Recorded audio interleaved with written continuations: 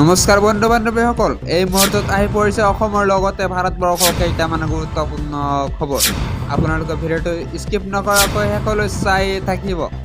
আজিৰ প্ৰথমটো গুৰুত্বপূৰ্ণ খবৰ, মুখ্যমন্ত্ৰীৰ বক্তব্যক বিকৃত কৰি প্ৰচাৰ। এই মুহূৰ্তত আহি পৰিছে এটা বিগ ব্ৰেকিং নিউজ। ভাইৰাল মুখ্যমন্ত্ৰী ডক্টৰ হিমন্ত বিশ্ব শৰ্মাৰ ভুৱা ভাষণ। তৎকালীনভাৱে ব্যৱস্থা গ্ৰহণ ডিজিপি জিপি সিঙৰ। খ্ৰীষ্টিয়ান ধৰ্মক কৰোনাৰ দৰে শেষ কৰিম বুলি কোৱা ভাষণ সম্পূৰ্ণ মিছা। তামিলনাডুৰ মুখ্যমন্ত্ৰীৰ পুত্ৰ দিয়া ভাষণৰহে প্ৰত্যুত্তৰ দিছিল মুখ্যমন্ত্ৰীয়ে। মুছলমান বা খ্ৰীষ্টিয়ানক শেষ কৰিম বুলি ক'লে কংগ্ৰেছে এৰিব জানো? ধৰ্ম নিৰপেক্ষ দেশত কোনো ধৰ্মকে শেষ কৰিম বুলি ক'ব নোৱাৰো। এই ভাষণ ভুৱাকৈ প্ৰচাৰৰ পিছতে কঠোৰ অসম আৰক্ষী। CID জিপি সিঙে তৎকালীনভাৱে ৰুজু কৰিছে গোচৰ। আজিৰ পৰৱৰ্তী গুৰুত্বপূৰ্ণ খবৰ, ৰাজ্যৰ মহিলাসকলৰ বাবে আহিছে ভাল খবৰ। এই মুহূৰ্তত আহি পৰিছে আন এটা বিগ ব্ৰেকিং নিউজ। প্ৰতিগৰাকী মহিলালৈ চৰকাৰে আগবঢ়াব 10,000কৈ টকা। 16 জানুৱাৰীৰ পৰা আৰম্ভ হ'ব আবেদন প্ৰক্ৰিয়া। 1 মাহৰ ভিতৰত কৰিব লাগিব আবেদন। 39 লাখ আত্মসহায়ক গোটৰ মহিলালৈ ৰাজ্য চৰকাৰৰ বৃহৎ ঘোষণা।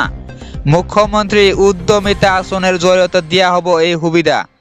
প্ৰথম পৰ্যায়ত 10,000 টকাৰ অনুদান আগবঢ়োৱা হ'ব প্ৰতিগৰাকী মহিলালৈ।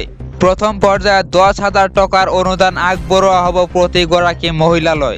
এই টকা সঠিক কামত ব্যৱহাৰ কৰিলে 25,000 টকাৰ ঋণ প্ৰদান কৰা হ'ব। এই টকাৰ বিপৰীতে লাভ কৰিব 50% পৰ্যন্ত ৰাজসাহায্য।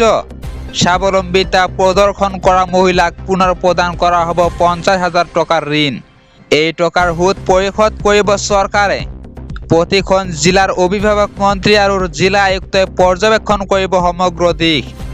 39 লাখ আত্মসহায়ক গোটৰ মহিলালৈ ৰাজ্য চৰকাৰৰ বৃহৎ ঘোষণা। আজিৰ পৰৱৰ্তী গুৰুত্বপূৰ্ণ খবৰ, চৰকাৰী চাকৰিয়ালৰ বাবে আহিছে ভাল খবৰ। এই মুহূৰ্তত আহি পৰিছে আন এটা বিগ ব্ৰেকিং নিউজ।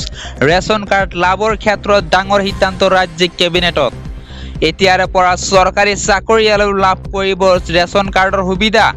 ৰাষ্ট্ৰীয় খাদ্য নিৰাপত্তা আইন সংশোধনৰ জৰিয়তে চৰকাৰী চাকৰিয়াললৈ এই সুবিধা। বছৰি 4 লাখ টকা আয়ৰ অন্তৰ্ভুক্ত প্ৰতিগৰাকী লোককে দিয়া হ'ব ৰেচনৰ সুবিধা। লগতে লাভ কৰিব 5 লাখ টকা স্বাস্থ্য বীমাৰ সুবিধাও। আয়ুষ্মান কাৰ্ডৰ জৰিয়তে আগবঢ়োৱা হ'ব এই সুবিধা। আজিৰ পৰৱৰ্তী গুৰুত্বপূৰ্ণ খবৰ, লাইচেন্স লাৰ্নাৰ্ছ ফিটনেছ চাৰ্টিফিকেটৰ বাবে যাব নালাগে DTO অফিচলৈ। এই মুহূৰ্তত আহি পৰিছে আন এটা বিগ ব্ৰেকিং নিউজ। DTOৰ কাৰ্যালয়লৈ নোযোৱাকৈ লাভ কৰিব লাইচেন্স। লাইচেন্স দিবলৈ কোনো কাৰণতে DTOৰ প্ৰয়োজন নাই। পৰিবহণ বিভাগক গুৰুত্বপূৰ্ণ নিৰ্দেশ দিলে মুখ্যমন্ত্ৰী ডক্টৰ হিমন্ত বিশ্ব শৰ্মাই। কাৰ্যালয়লৈ নোযোৱাকৈ লাইচেন্স দিবলৈ পৰিবহণ বিভাগক নিৰ্দেশ মুখ্যমন্ত্ৰীৰ। পৰিবহণ বিভাগৰ কাম হৈছে কোনে লাইচেন্স নোহোৱাকৈ বাহন চলাইছে। চৰকাৰী বিষয়াক লগ নকৰাকৈ পাব লাগিব লাইচেন্স লাৰ্নাৰ্ছ ফিটনেছ। মন্ত্ৰীয়ে ফোন কৰিলেও লাইচেন্স দিব নোৱাৰিব বিষয়াই। লাইচেন্স লাৰ্নাৰ্ছ ফিটনেছ বিতৰণ কৰিবলৈ নিৰ্মাণ কৰক একোটাকৈ চেণ্টাৰ। পৰিবহণ বিভাগৰ কাম হৈছে কোনে লাইচেন্স নোহোৱাকৈ বাহন চলাইছে। প্ৰতিটো মাহতে পৰিবহণ বিভাগ সজাগ হৈ থাকিলে দুৰ্ঘটনা হ্ৰাস পাব। DTO অফিচত মানুহ অহাটো বন্ধ কৰিব লাগিব।